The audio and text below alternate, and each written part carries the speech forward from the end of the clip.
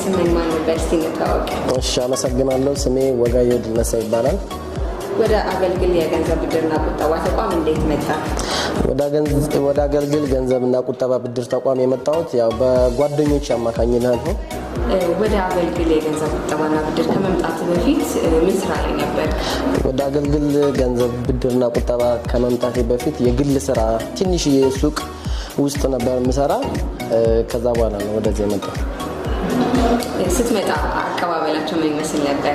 እንዴት ተቀበሉ? እንግዲህ ወደ አገልግል ገንዘብ ቁጠባና ብድር ከመምጣቴ በፊት ያው በጓደኞች አማካኝነት የሰማው ከመመስረቱ አንድ ወርና 2 ወር በፊት ነበር ቀድሜ የሰማው። ያው መመስረቱን በጉጉት እየጠበቅኩ ነበር። ያው ሲመሰረት ነው የመጣው።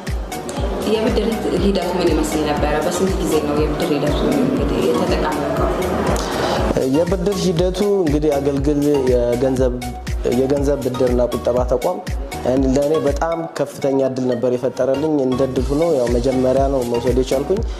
እንደ አዲስ እንደ መስራች ሳይሆን እንደ ትልቅ ተቋም እንደ ነባር ተቋም ሆኖ ያው በ3 ወር ውስጥ ነው ያገኘው። እጅግ በጣም ደስ ይላል። ብድር አገልግሎቱን ካገኘ በኋላ ምን ላይ አዋልከው? ምን እየሰራህ ነው ያለኸው? ብድሩን ከወሰድኩ በኋላ ከነሱ ያው ገንዘብ ብቻ አይደለም ያገኘው፣ የተለያየ የሙያዊ እገዛ አድርገውልኛል። ማለትም የምክርም የትምህርትም አገልግሎት ነው የሰጡኝ። ገንዘቡን ከወሰድኩ በኋላ እኔ የወሰድኩበት ዓላማ ሱቁን ለማስፋፋትና ትልቅ ለማድረግ ነበር የወሰድኩኝ። ነገሮቹ ተስተካክለው ተሳክተውልኝ ብድሩን ከወሰድኩ በኋላ ያው ሱቁን ያስፋፋውበት። ሱቁ በጣም አነስተኛ ነበረ፣ አቅም የለውም ነበረ። ብድሩን የምወስድበትን ዓላማ ለሰዎቹ ከነገርኩ በኋላ ሱቁን እንዳስፋፋ ነው ብድሩን የተሰጠውኝ። ብድሩን ከወሰድኩ በኋላ በጣም በሚገርም ነገር ለ24 ወር ነበር የወሰድኩት። ማለትም ለ2 ዓመት ነበረ ብድሩን ፈርሜ 100 ሺህ ብር መውሰድ የቻልኩኝ በሰዓቱ። በጣም ደስ በሚል ነገር ግን 2 ዓመት ሳይሞላ ቢያንስ 10 ወርና 9 ወር ሲቀር ነው ብድሩን መጨረስ የቻልኩት።